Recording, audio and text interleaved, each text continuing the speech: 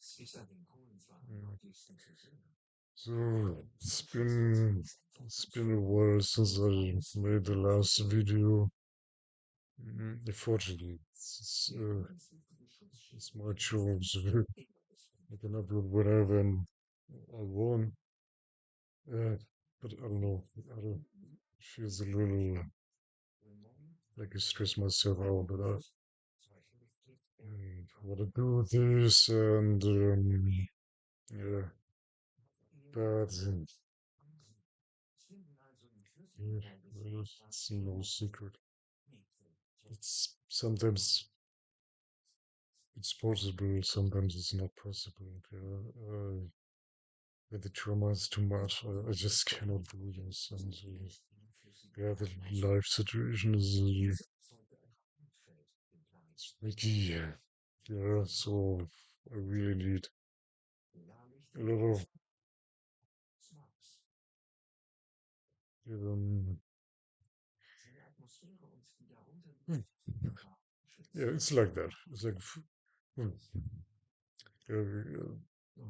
no, no words or I can describe it any better than that. It's like this. Anyways, but I want to do this because it's also for me. It's the idea. It feels like I can connect with people who went through similar things. Yeah, even if it's just a one-sided thing. Um, it gives me a little support. Actually, I felt.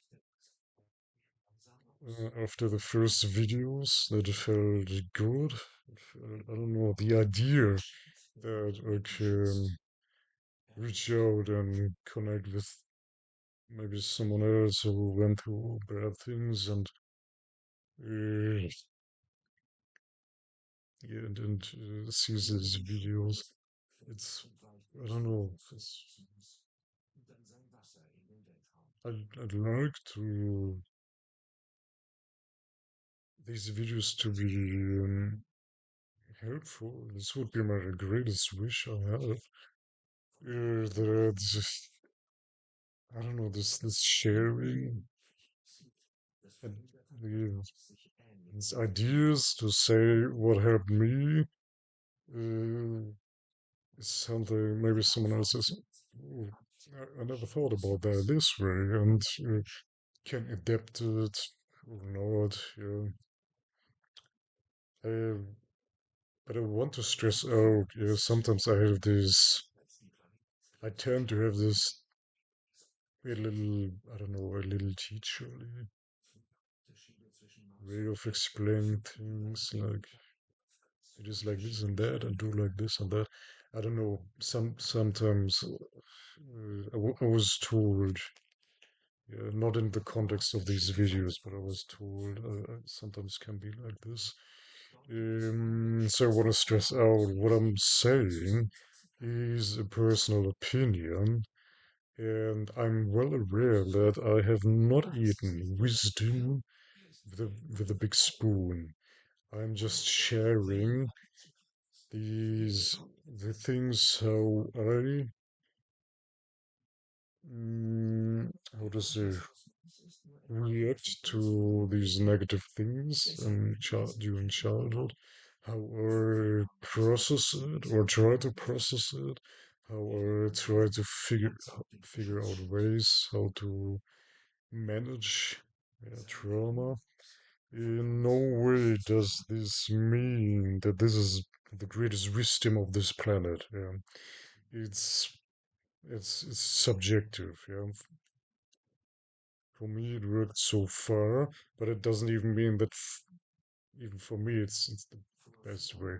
It's just the how I'm trying to do it right now. Yeah. And yeah, so just always take it with a pinch of salt. Yeah. Just Mm, you know, it's a communication, it's thought. I'm thinking, I'm thinking of it as a form of communication. You throw the ball from here to there. Yeah. I'm saying, okay, I'm doing it like this and that, and you just pick out what you like and try it out, experiment with it, or something like this. Yeah, just something flexible, yeah, adjustable. Yeah, and I myself, I always, what is always, but I like to read about others' opinions and survivor stories because it's the other way around. Yeah, you learn something maybe I didn't think about and stuff like this. It then enriches me, and it's mutually enriching. It's sharing, and I don't know. It feels it's a strange. Yeah, it's just a video, but it feels like a needed bond, even a bond. Yeah, with people of similar backgrounds. Yeah, I don't know. I always felt misunderstood and displaced, and even like an strange as it sounds, like an extraterrestrial who just doesn't fit anywhere. And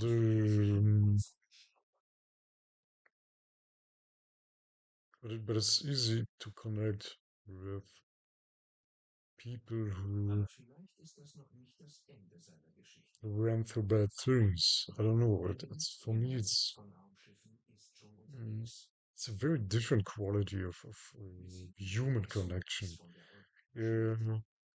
Notices that the attitudes are sometimes substantially different from people who never went through these things. Um, it's not supposed to be better or worse. It's good for the people who never went through these things. Yeah, and I wish no one had to go through these things. Yeah, but I realized these attitudes that someone really has the important things sorted out. Yeah? What's like true friendship and honest and something like this. Yeah? And mm, like people who would give their last shirt to someone else because they know how hard it can be. Stuff like this. But obviously, and a person who never went through these things but is still intellectually capable will also be like this. Yeah, but shared traumas, I don't know. It's you share something. Yeah, let's keep it simple in describing it. It's you share something. Yeah, and yeah, it is. It zones maybe a little. It, not really. A lot of people do this. When I try to find ways to manage the trauma, uh,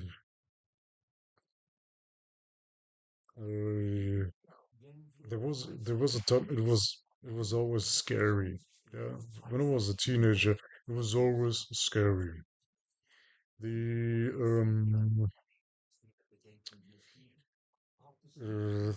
the experiences it scared me. Yeah, these things also uh, it's scary. Let's keep it simple because I'm trying to prevent me sliding down the slide and into the flashbacks too much. Um, then I was already an adult. I began to watch through crime documentaries. Pretty gloomy stuff, admittedly. Um, I didn't even realize at the beginning why I liked it so much. Um, But then I realized why. It helped me remove the unknown, this evil that happened to me as a child. Yeah, this horrible thing. These things where was uh, to watch these documentaries about these horrible things um, helped me give how do you say give it a house number. Yeah, to always these things what happened during the childhood. This was something I didn't understand. Yeah, obviously I was a child, and I didn't understand them later on, even though I tried. And watching these true crime documentaries gave me a measure. The thing is, you have law enforcement officers talk about it, or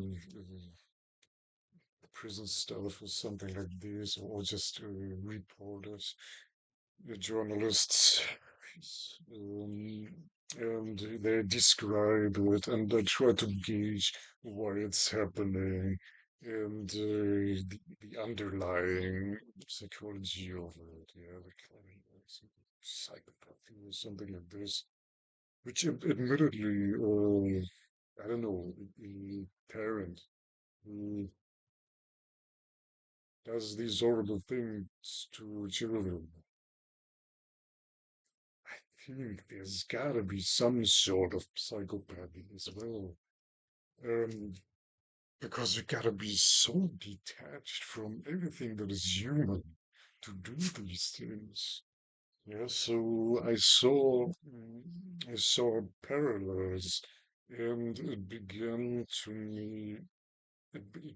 be easier to gauge evil, to understand, okay, this is the mechanism here and there.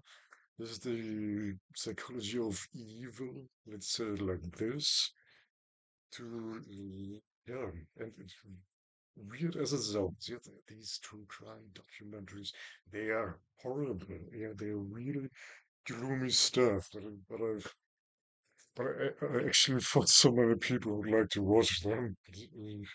I come from a different perspective. For me, it's not like I'm not sitting there with popcorn and enjoying the murder of the next Ted Bundy or something like this. I don't know. There's a lot of people who enjoy it.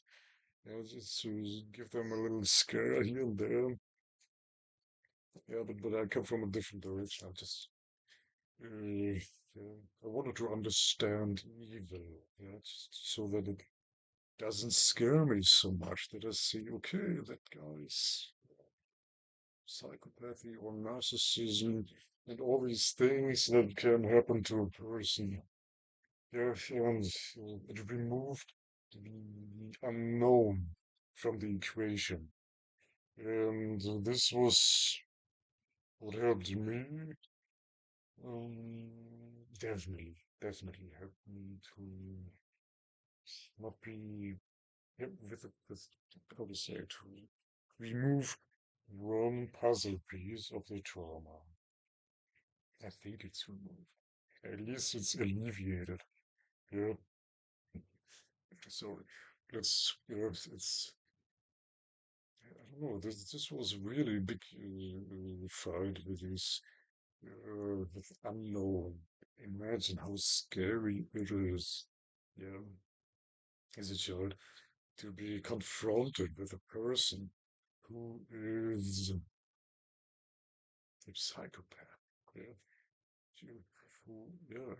mm, You don't understand it, and suddenly you have the tools to understand it, or found ways to gather some information so that you can gauge it, that you can put it in some sort of box and label it. Yeah, simple as it sounds.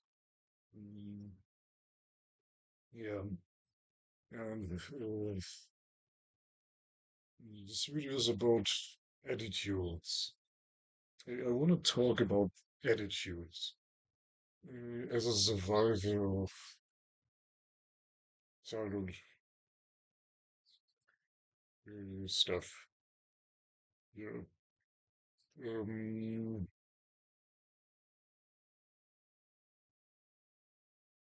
yeah. There was I think many people who were traumatized at some point or another. Um, they not might not knowingly do it, but I don't know, at university, when I talk to other students, it sometimes happened, they say, oh, they, they have trauma or they have, I don't know, they are bipolar or they're depressed or something like this. And they talk about their relationships and they talk about how their relationships are suffering. Yeah. Because they made one crucial, I don't want to say mistake. It's not a mistake. It's very human. It's they how to say they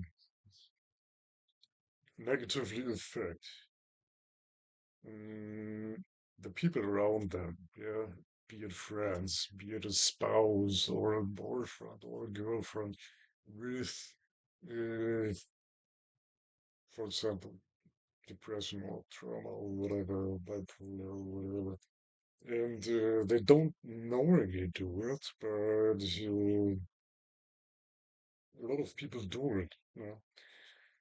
Um, so this, I want to talk about this. In the past, I did it myself when I talked with a friend or walked through the city with a friend, and I got this. I got another panic attack, or the flashbacks were getting stronger and stronger. And I was getting cold sweat and my heart was racing and all these things, and I'm just trembling and stuff like this. And yeah, this might not even be the most negatively influential part on friendship, but when I was talking to a friend, and I I couldn't stop how to say it, living out the flashbacks, the horrible things in my wordings. I was talking about it and I was making circles again and again, and I couldn't find an end. Yeah. So, and I realized, okay, this friend is, yep, this friend just said the next time, oh, that was pretty much. Yeah, he needed a whiskey after that. The thing is, yeah, I had to learn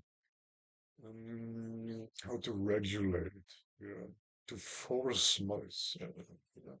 I began to notice these subtle signs that he began to lose concentration, even though he wanted to, and or signs of exhaustion, something like this. And now I can regulate it, and I can even stop myself when I realize I get these panic attacks while talking, and I have these spirals of doom. I stop myself, and yeah, I say to myself, okay, now he knows the current situation, but let's stop it here because I'm entering this spiral I cannot easily escape from. So, I actually can. I think so. Yeah. So I can regulate that I don't overwhelm friends. And I think this is an extremely crucial component because This thing destroys relationships. This destroys friendships. This destroys families, everything. If you dump if you, let's say it like this, crystal clear, basically, the relationships stop being friendships or marriages or whatever and begin being a doctor-patient relationship. Um, at least this is something the traumatized person subconsciously, unconsciously expects them to be. Yeah, but this is not good. Um, don't get me wrong, psychologically, it's completely normal if you feel bad in the furthest sense. It's normal to look or to seek shelter, to seek help from the friends who love you. You know, this is completely fine, but there is a limit to that. And this limit is reached when the friendship or the relationship or the whatever is begins to be mainly defined by this, by being a doctor or patient. Yeah. Yeah, and most of the time, you feel bad after meeting a friend because this guy or this girl always dumps trauma or depression. Yeah, I knew a university student who he was very depressed and he dumped with his depressions only for months. And since I went through much subjectively much worse things, it was easy for me to absorb, but after months of bombardments, it even reached me eventually. And I said to him, "Okay, we gotta make a break here. It now reached the point where it's too much for me to digest." Yeah, and I tried to explain. You have to know I have my own package to carry, and I am not capable of giving so much support. Yeah, I try to be diplomatic here, like this. Yeah, there's no need to be ugly. Yeah, just be honest. Yeah, just say how it is. Yeah, and it's important for people who have some sort of yeah, were mentally preoccupied, get trauma and whatever. It doesn't matter. Um, to be aware of it. And people who are not affected themselves but have these people around them should not be shy to say something, to draw the line, to say, I really want to help you. Yeah, I'm there for you. But there are limits which beyond which I cannot help you because I'm not a professional. You just explain like this, yeah? And the person who cannot handle the symptoms, yeah, it's his or her responsibility to seek help, yeah. Um, I'm of the belief we're living in the 21st century. There's no taboo to it, to seek someone who professionally understands the mind. You don't need to reinvent the wheel and waste so much years. I wasted so much time, yeah, because I didn't even think about it. I was a teenager and then a young adult. I didn't even realize something was wrong with me. Yes, that came very late in the game. I was almost 30 years old. Yeah, I realized uh, that life is not going as easily as with other people. Yeah, and but others don't need to waste their time like I did, yeah, and invent the wheel, yeah, because you only got so much lifetime, and why waste it with doctoring on your own and ruining friendships and relationships with it, yeah, just because you're too petty or too proud or too ignorant or yeah, to seek help when it's needed. Yeah. Yes. So why not? Yes, it's. I think this is a very, very important point. I see it and I heard it in many stories.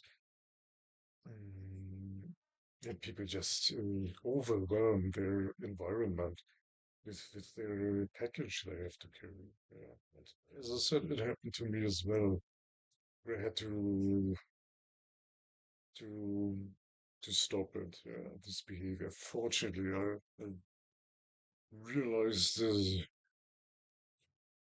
Okay, with the help of this friend, I realized it, and I could uh, alter my behavioral pattern so that it doesn't affect him anymore. And now I just stop myself, and it actually happens. Yeah, I succeed with it, and perfect. So the last thing I need is just for the last remaining friendships I can still maintain with BS like this. So we should have attitude. Yeah, I think this is my leitmotif for today's session. Attitude. What I struggled in decades is idealism and optimism. If uh,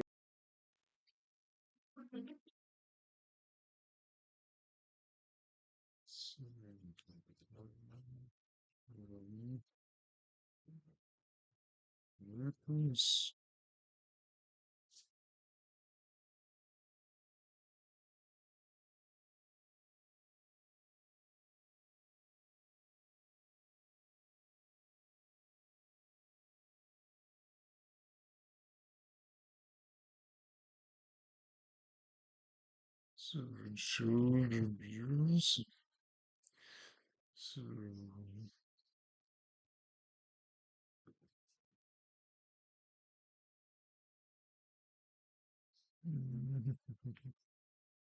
so no, no, no. Mm, is zero.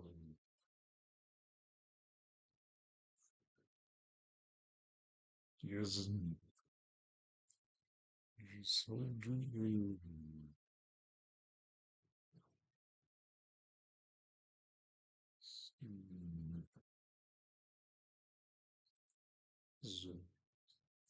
okay,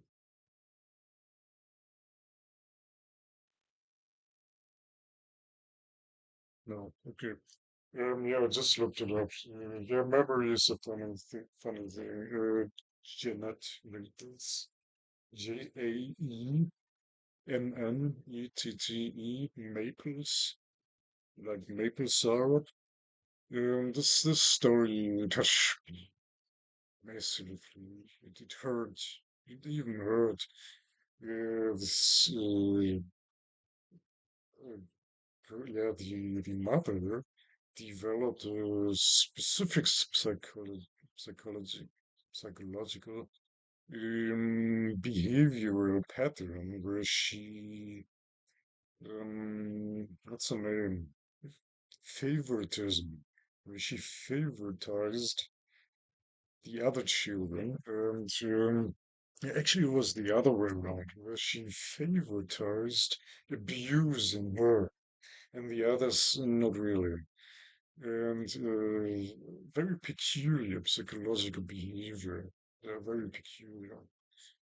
And So she was abused, malnourished, and locked in, I don't know, was it a closet or something? And like kept like not even like an animal. Like the dog owners I see they treat their dogs like perfect. Yeah, it's so even worse than that. So it's really horrible. And this and there was, of course, one years ago, of course, it sounds a little bitter, but she tried to seek help from the outside world, which was already smarter than what I did as a child. And but the system failed her. It happens too much, so often, that the system fails the child. Yeah? And somehow I don't know, it sounds a little gloomy, bitter. Sometimes it feels like it's easier to make known animal abuse than child abuse. And anyways, this child eventually, yeah, she was seeking help. I think she confessed to a teacher or something.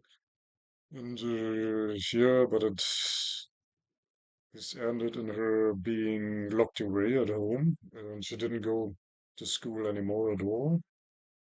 And eventually, she was, yeah, one day, emergency was called.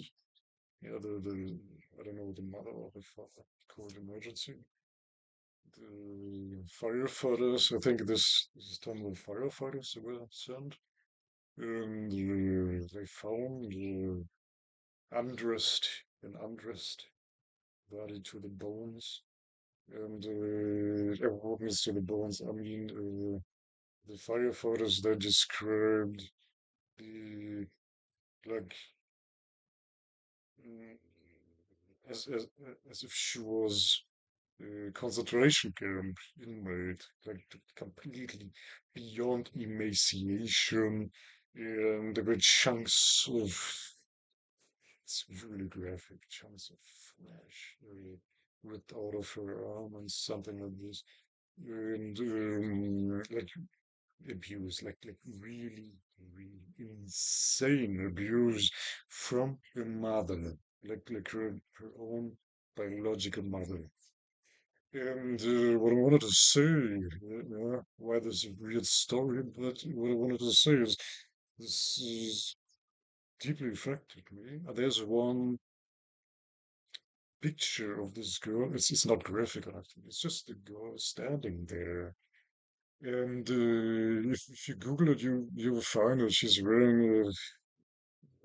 I have it open right now, but I cannot. I don't know how to show it in this video. I still have to learn. But the symbols turn can no, I don't know. And anyways, if you Google Janet Maples, you will find that picture where she's wearing a sky blue jacket and a winter jacket and is holding a snowball in her arms, but her arms are she's cradling one arm with the other arm. And what the picture doesn't tell you is she's doing this because she lost functioning of the arm she's holding with the other arm, because her mother hit her head with a branch so hard that her brain was permanently damaged. Yes,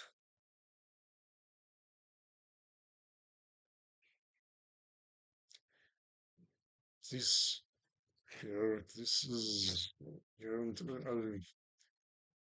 it's something you know. I talked about it in earlier in the earlier video or videos, I don't know. But I sometimes twitch with the head. Uh, and it's just this is a connection point I have, and this is why this story personally touches me so much.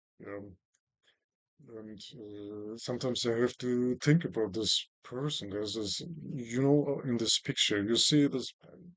I think she was 12, and this picture was taken, and when she died, um, smiling young child, of 12 years, and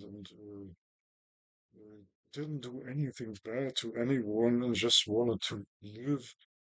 Yeah, and yeah. mm,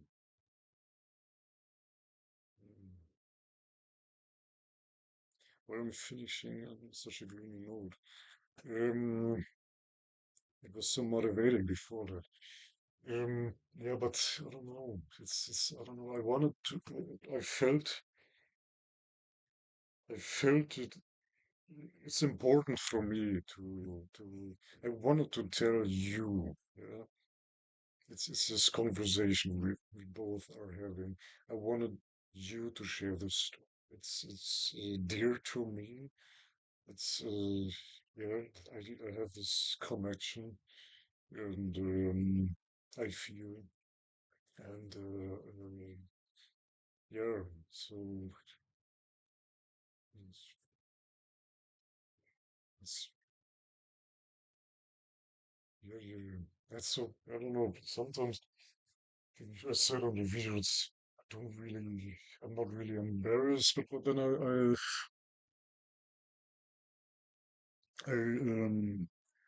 thought about how much better. I thought about it, and I realized, I don't know, I think two times in the videos, at least two times, I explain when I have this little twitch with the head. I explain why this happens because of this damage due to the abuse. And I ask myself, what do I explain it every time?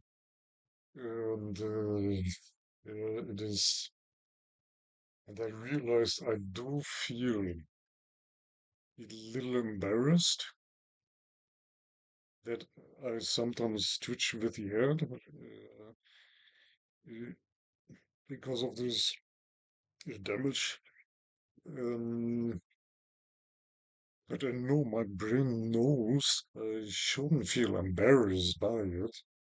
Yeah, and it's so stupid. Yeah, it's,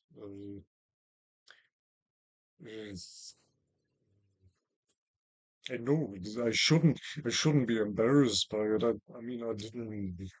First of all, it's nothing to be embarrassed about.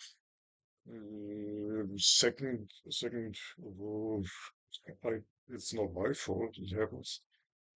Yeah, but then again, it's this discrepancy between my brain knows that, there's nothing to be embarrassed about, but my heart, it feels a little embarrassing when I twitch with your head. Um, it's um, so I don't know. Yeah, it's it's like that. You learn every day. You learn something new, and sometimes I don't know.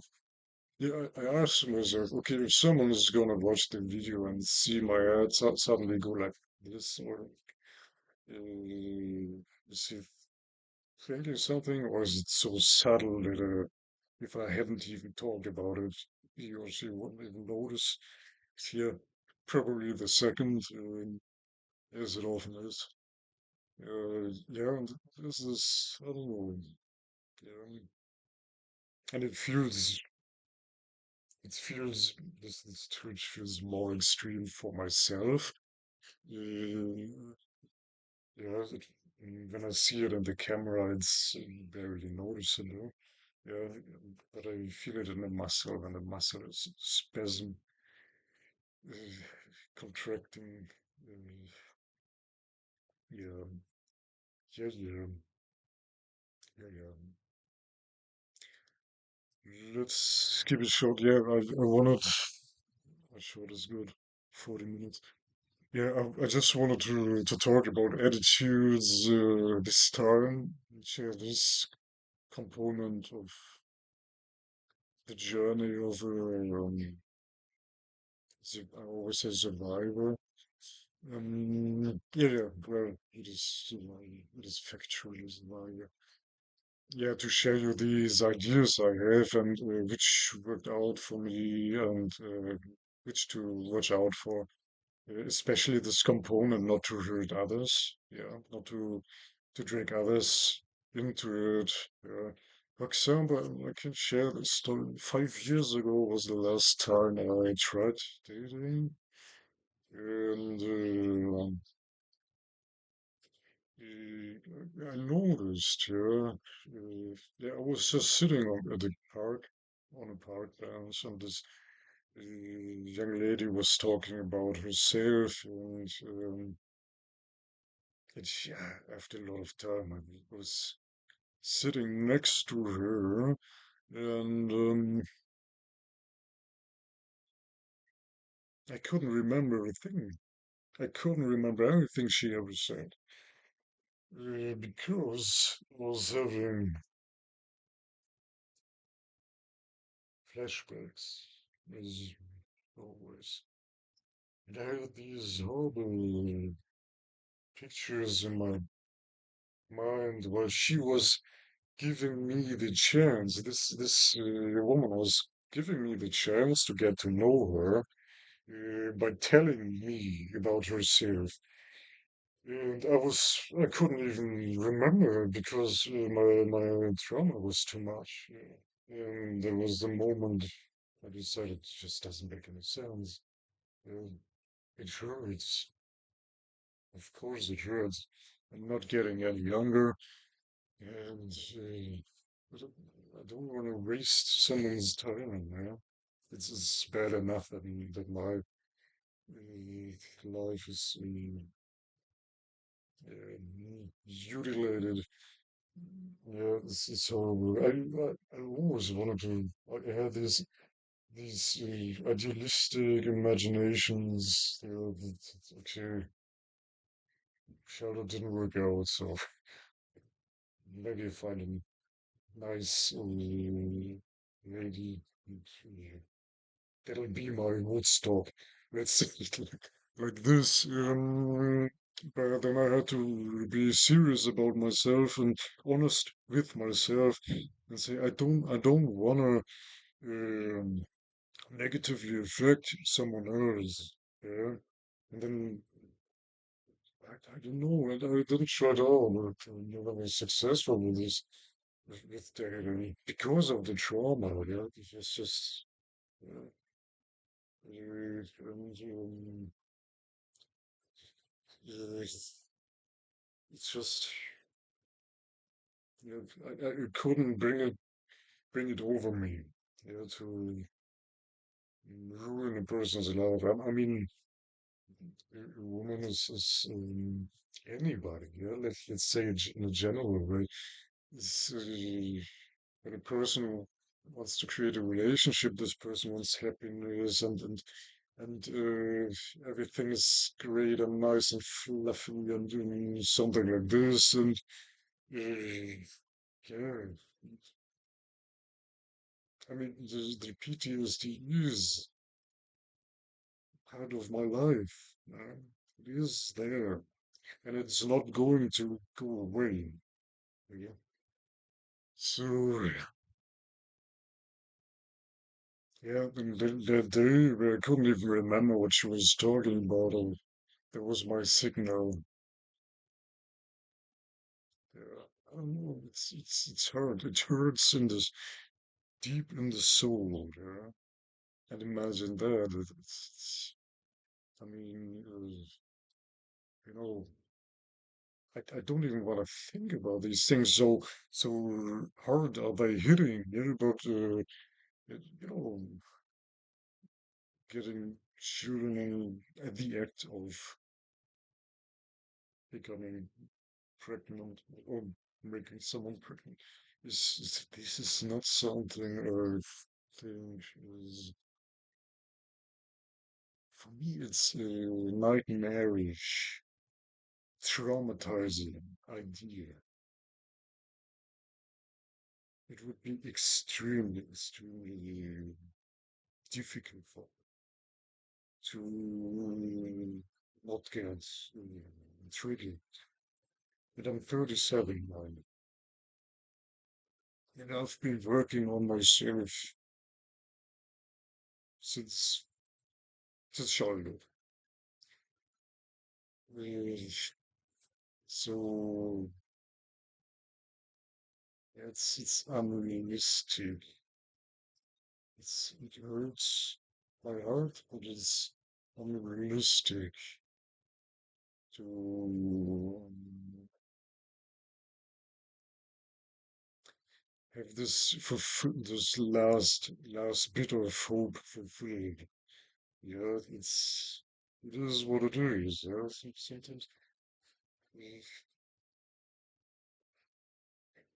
some people are lucky and some people are not so lucky. Yeah. So it is what it is. Yeah. I mean, I imagine my life quite differently as well. Yeah, but um, who wants to live like that? Yeah. Um, or have a partner like that. So just sometimes you have to be strong and say, okay, when a woman is flirting with me, I'll just ignore it, go really to turn my head away, something like this. It just not to make false promises I cannot fulfill. Yeah, what is it zones? Yeah, well, there's so many great women out there. They deserve a full package. And not this is lousy. Uh, this I don't even know what it is. Yeah, so it's horrible, but just just as I said, you cannot drag others into it, into your stuff, yeah, and yeah, because they're not there um, other people are not there to how to say to deal with each one. Yeah, this is what to say. Yeah, it's sad and a victory of evil somehow again. Yeah, but it is what it is. Yeah, just yeah, yes, just be. Yeah, you gotta be a little hard. Um, yeah. Anyways, yeah, this was a lot of talking about attitudes, which I wanted to share with you. Mm, yeah, I don't know. It felt a little, for me at least, it felt a little easier. This conversation. Uh, it felt a little stronger now. But these the last weeks were horrible. So it's finally good to have some strength again. So yeah, I wish your life, you see your life despite everything in a positive way and an optimistic way. And yeah, until the next video. The next video is actually going to be about child drawings of abuse, which I already mentioned is a very important subject because I think This is a very important medium children choose to call for her, and not often there's it's not so often that people understand how important it is and what to look out for. This is going to be the next video. And it's going to be, I actually already have the PowerPoint presentation. I just need to figure out how I do this with sharing screen or recording the screen and not just the camera or do it simultaneously, something like this. Yeah, um, it's like that. Okay.